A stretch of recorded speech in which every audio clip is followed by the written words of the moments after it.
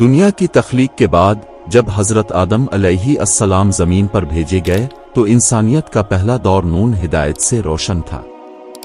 حضرت آدم اور ان کی اولاد توحید پر قائم تھی، اللہ تعالیٰ کی وحدانیت پر کامل ایمان رکھتے تھے اور کسی مخلوق اشبیہ کو اس کی عبادت کے لائق نہیں سمجھتے تھے۔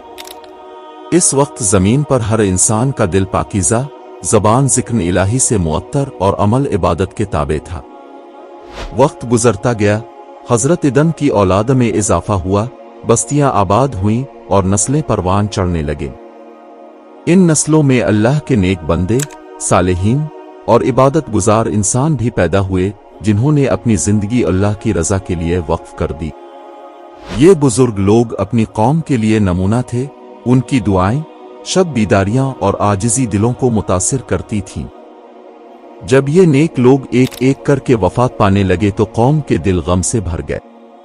ان کی یادیں لوگوں کے دلوں میں زندہ رہیں اور انہی یادوں کو دوام بخشنے کے لیے کچھ لوگوں نے ان کے مجسمے اور تصاویر بنانا شروع کی۔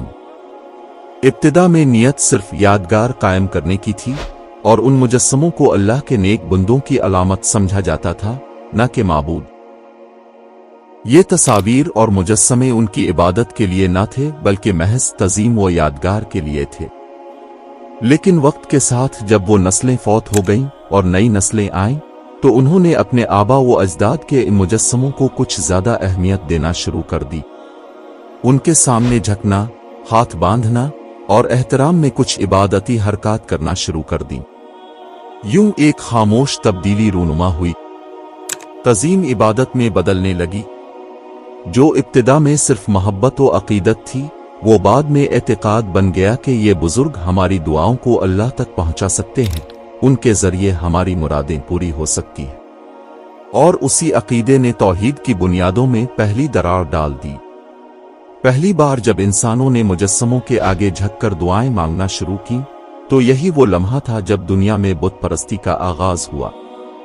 اللہ کے نیک بندوں کو ان کے مقام سے بڑھا کر الہی صفات کا حامل سمجھنا شروع کر دیا گیا اور انہیں حاجت روا، مشکل کشا اور سفارشی مانا جانے لگا۔ یہ آغاز ہوا قوم نوح کے دور میں۔ حضرت نوح کے زمانے سے پہلے 5 نیک بزرگ ود، سوا، یغوث، یوق اور نصر تھے۔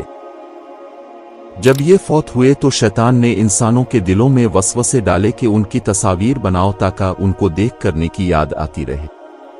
لوگوں نے ایسا ہی کیا۔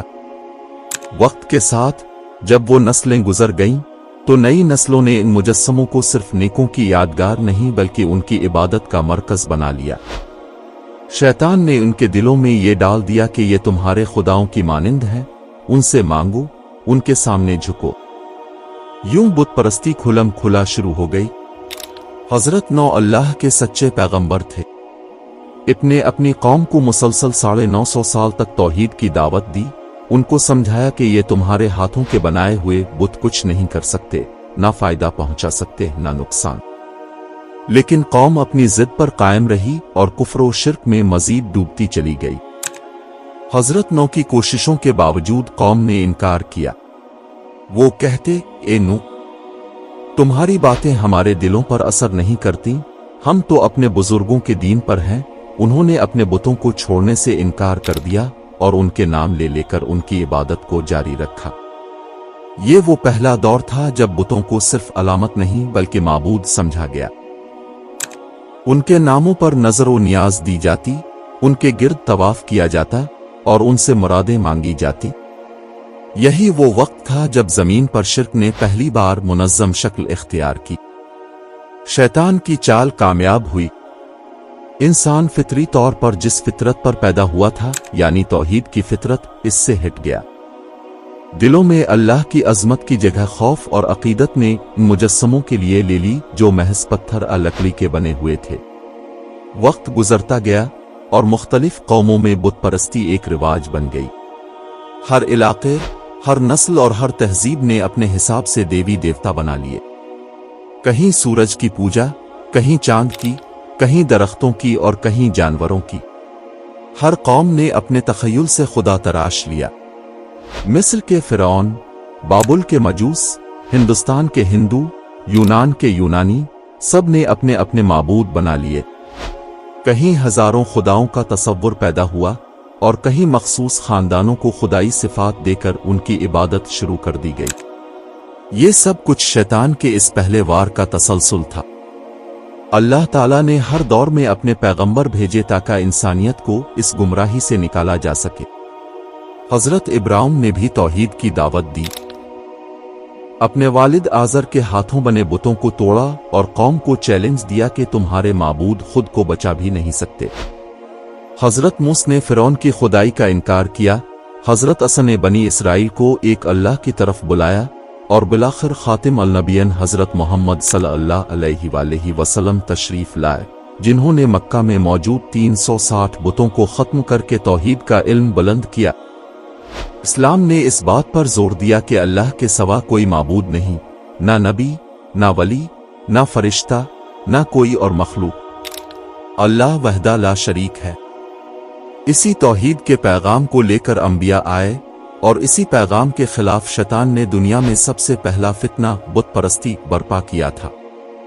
बुत परस्ती की इब्तिदा अकीदत और तज़ीम से हुई, लेकिन वक्त के साथ वो शिर्क की शक्ल इख्तियार कर गई। यही वजह है कि इस्लाम इस बात पर सख्ती से जोर देता है कि कोई भी तज़ीम अगर वो इबादत की हद को छुए तो वो शिर्क बन जाती है। आज भी दुनिया के कई खतों में बुत परस्ती किसी न किसी सूरत में मौजूद है। कभी नजरियाती बुत, कभी मादी, कभी रूहानी और कभी शख्सी। इंसान हमेशा से किसी न किसी शक्ल में शिर्क की तरफ माइल हुआ है और यही वजह है कि तौहीद की दावत हमेशा जिंदा और जारी रहनी चाहिए। बस दुनिया में बुत परस्ती का आगाज शैतान के वसवसे से हुआ, जो अकीदत के पर्दे में छुपा हुआ था, लेकिन अल्लाह की तरफ से हर दौर में हिदायत आती रही अंबिया के जरिए। आज भी अगर इंसान हिदायत चाहे तो अल्लाह का कलाम, कुरान और नबी अकरम सल्लल्लाहु अलैहि वसल्लम की संत हर सवाल का जवाब है।